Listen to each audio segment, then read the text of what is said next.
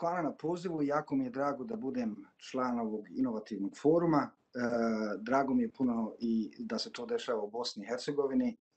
Ja ću isto imati govor na engleskom. Odrastao sam i rođen sam u Zenici u Bosni i Hercegovini. Napustio sam Bosnu i Hercegovinu tokom rata kao i mnogi drugi.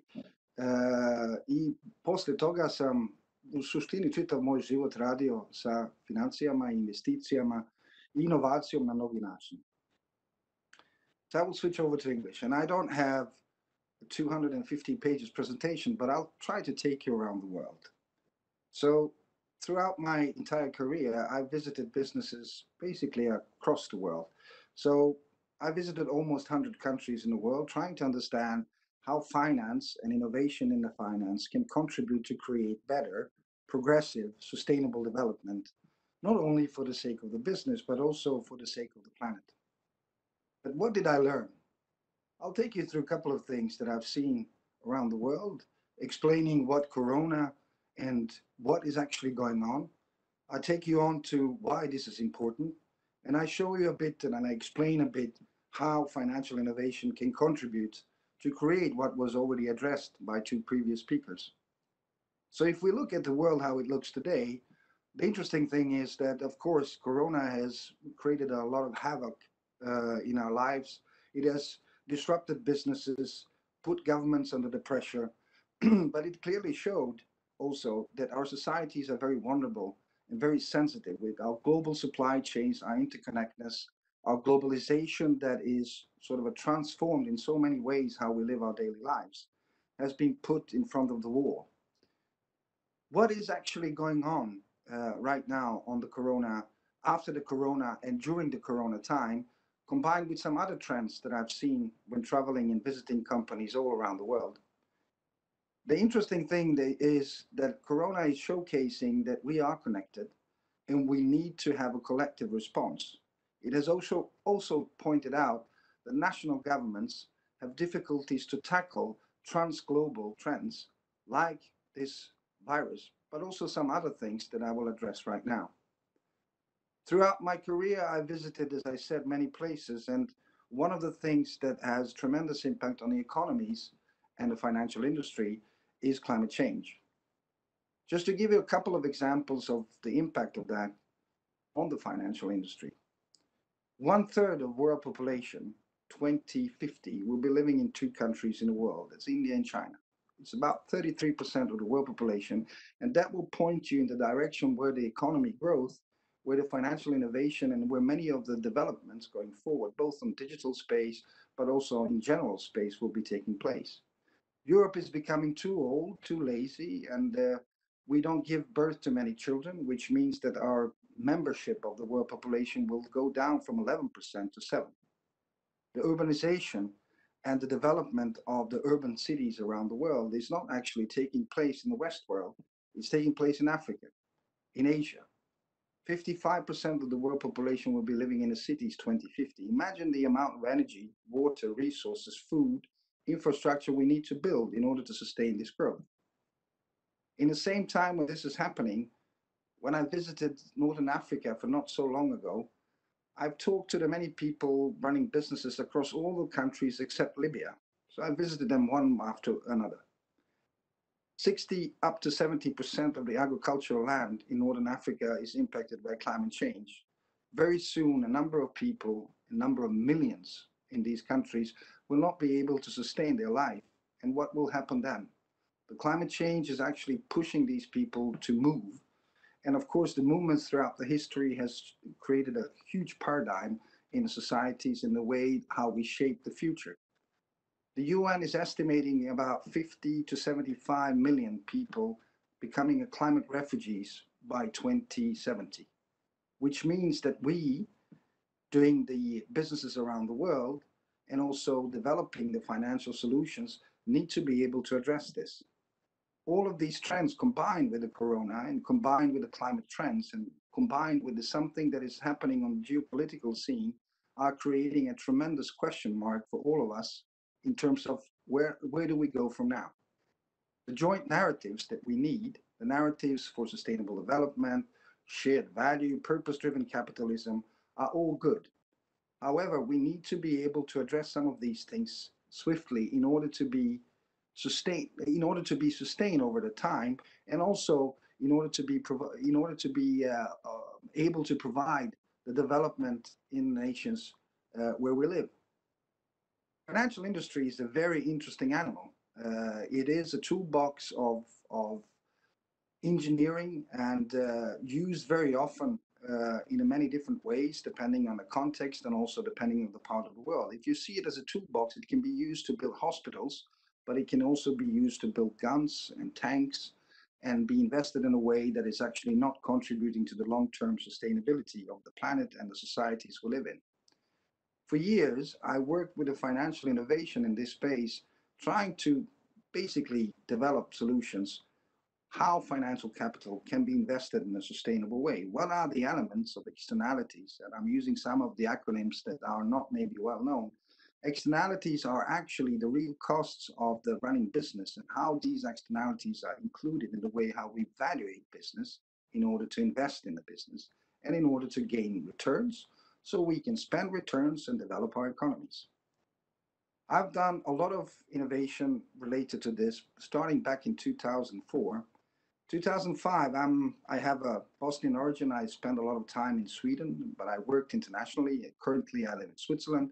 So I developed the first financial products, funds, mutual funds, that were carbon neutral. This is 2004 and 5. Today, 15 years after, financial industry is going through tremendous shock, not only created by Corona, but also shock created by the fact that many of the assets that we invest in around the world may become stranded. What does it mean, in fact? It means that our pension investments and investments that we do may be worth nothing because the underlying assets we invest in are not longer interesting from a societal point of view, fossil fuels being one part of that. The other elements of innovation in the financial industry are related to the fact that financial players, being asset managers and asset owners today, continuously try to address and integrate environmental, social, and governance parameters, factors in the way how they assess companies. So 15 years ago, it will be enough to look at the annual report, talk to the CEO, have a very good numbers in terms of the forecasted revenues for the next 10 years and calculate that back to get the share, to get the value of the share. Today, that process looks completely different. Not in the terms that we are not looking at the financial parameters, but the spectacle we use to look at the companies encompasses other aspects, like environmental management systems.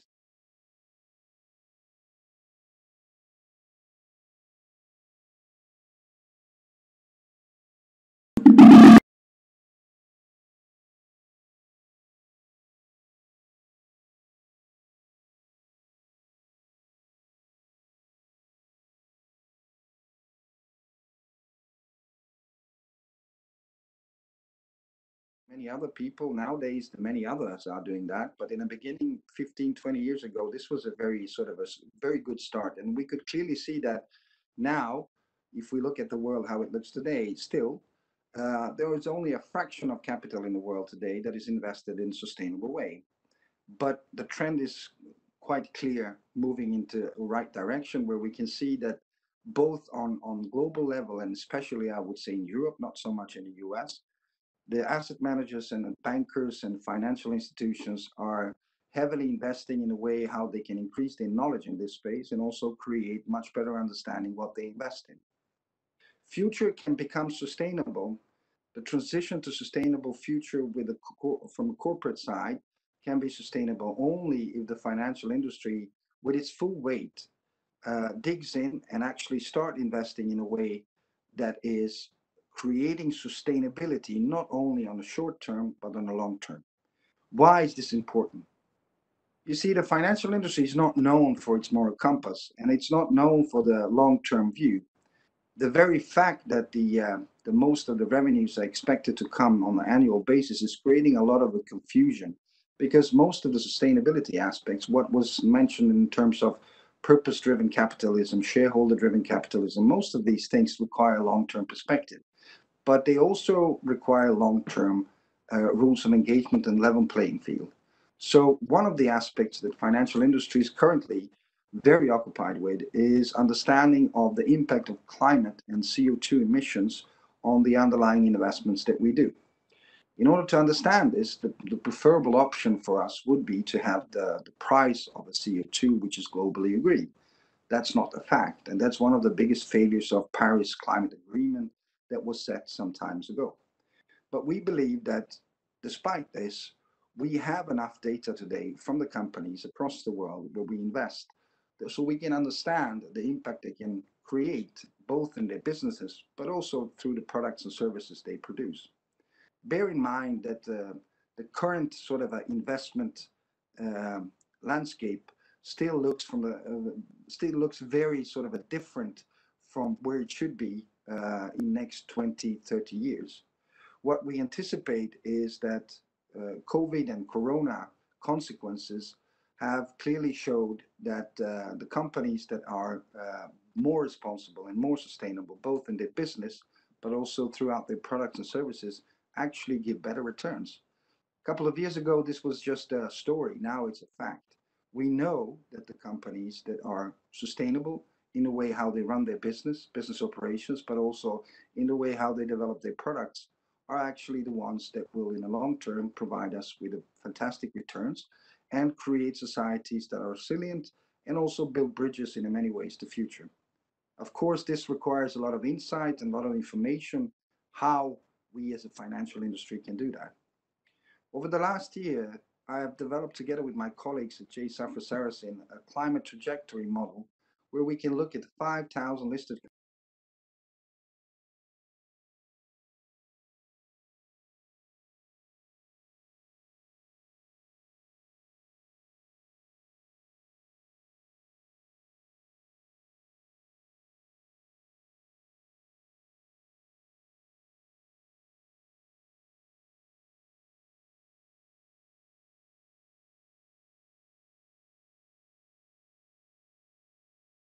which companies will be able to provide the returns that we expect. In this exercise and the tool that has been developed, we could clearly see that there are a number of companies around the world, despite the nice words and despite the good commitments, that are still not reinventing their business models. That means, in many cases, for many of these companies, that the capitalization level and the price they will need to pay to capitalize themselves will go up, and the margins and revenues will go down. For us, it means that we should, as the responsible and sustainable investor, avoid these kind of companies because we don't believe that they will be able to deliver on what we expect them to do. This climate trajectory scenario we have enables us also to see where the different sectors and different industries are moving into. And I recently participated in a study that was released in Bosnia-Herzegovina for about a week ago, the first study of its kind, where we looked at the climate impact on the businesses and the country of Bosnia-Herzegovina through the sort of a spectrum of not scientific, but more related to a sectoral approach on agriculture, economy abroad, but also other sectors of the Bosnian and Herzegovina society. Some of the lessons from that exercise that we published in both Bosnian and English is quite stunning. Bosnia-Herzegovina is one of the countries that will be heavily impacted by effects of the climate change. I'll give you a couple of examples of that, and I think it's very important to sort of stress the importance of innovation in this space and also cooperation in a country that is in many ways still very divided, that lacks the rule of law, where corruption is rife and nepotism is one of the biggest problems for the development of the business. So one of the takeaways we have from the study that we have done is related to the fact that the agriculture sector that today basically employs 22% of the Bosnian population is the one that will be heavily affected due to the upcoming droughts and the heat that will hit this part of the world going forward due to the climate change. Maybe up to 80% of the agricultural production will be heavily affected by climate change in Bosnia. And bearing in mind, the 22% of the population is really much dependent on the agricultural sector. And I think it's about 60% of all the people that are in this sector are female.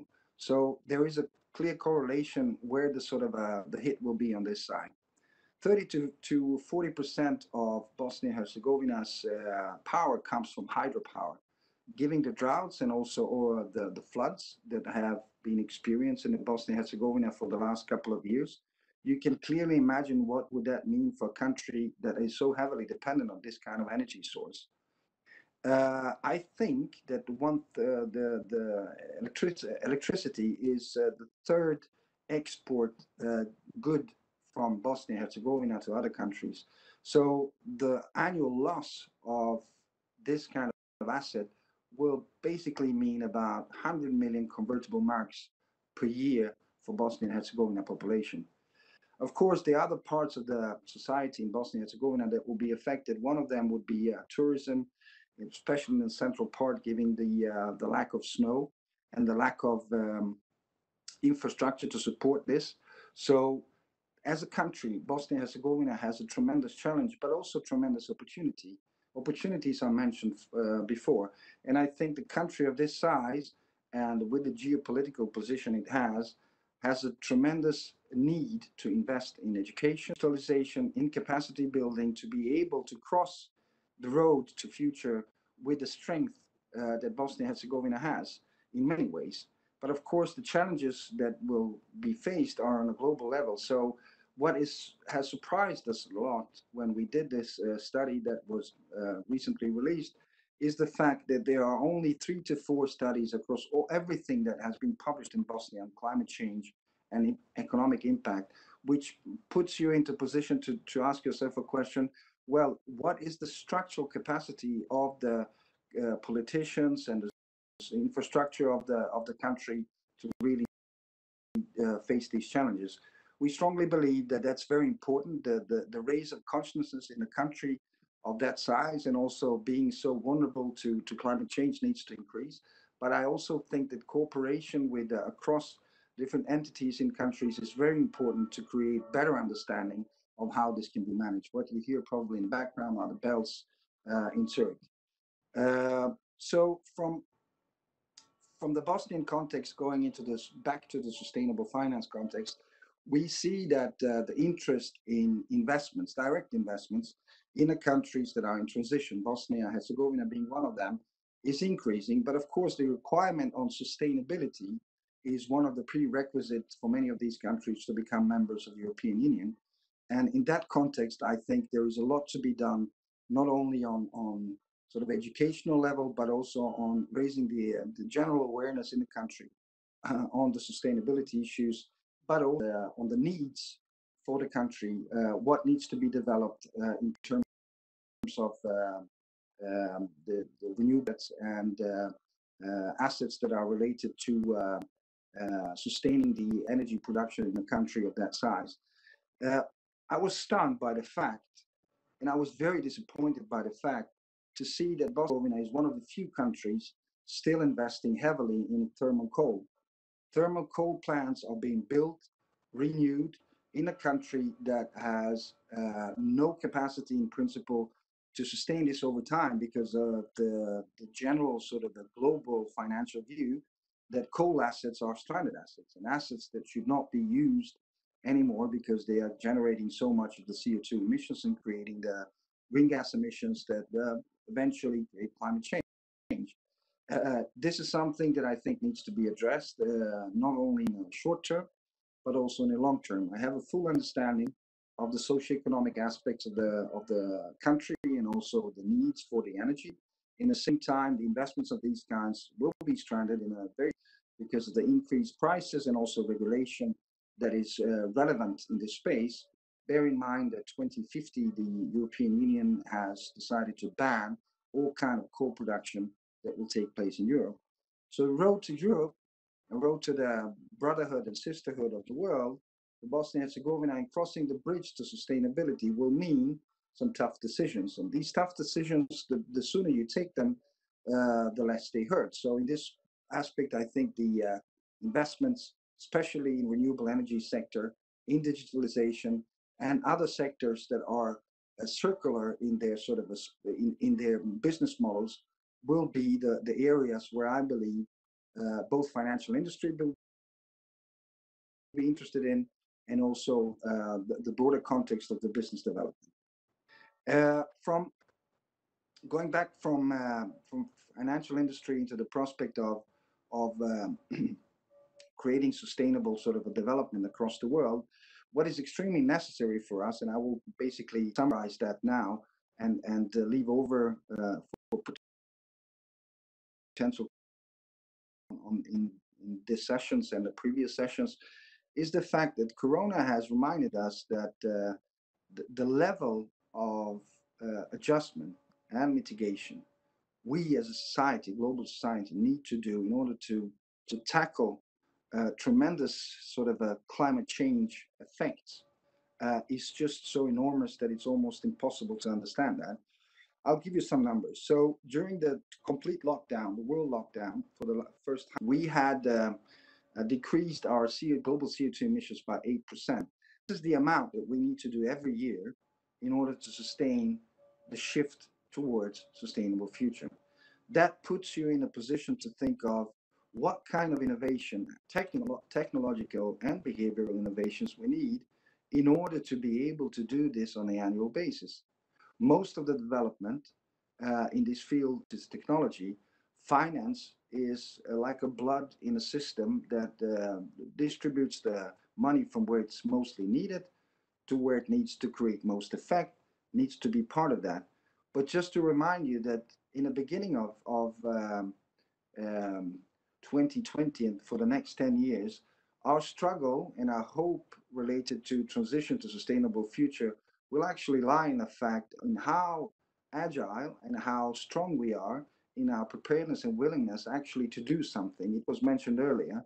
And I think I will quote another guy that is a bit more different than I would say Bruce Lee or somebody else, which is a Mike Tyson that used to say that everybody's got a plan until they get punched in the face. And in this sort of a context, I think we've been punched in the face. This is still a first or second round, so we have many to go. And I think the messages from Corona are quite clear. We have to do it together. This is a collective effort. Individuals have their rights and their freedoms, but of course, the Swedish example that Ida was mentioning is pretty much built on the fact that individual freedoms and collective responsibilities are key, including trust. Trust that we do it together, trust that we have a common and joint narrative about where we want to go, but also trust in terms that we really take on these challenges with the full sort of a capacity and full strength of the humanity that we still sort of possess. We still possess the power, we still possess the strength, we just need to direct this in the right direction. And I think Bosnia and Herzegovina population has suffered a lot, is still suffering. Socioeconomic development in the country is very rudimentary. I think there is a lot to be done, but I'm hopeful that and population and businesses and finance will actually contribute to that development. Thank you very much.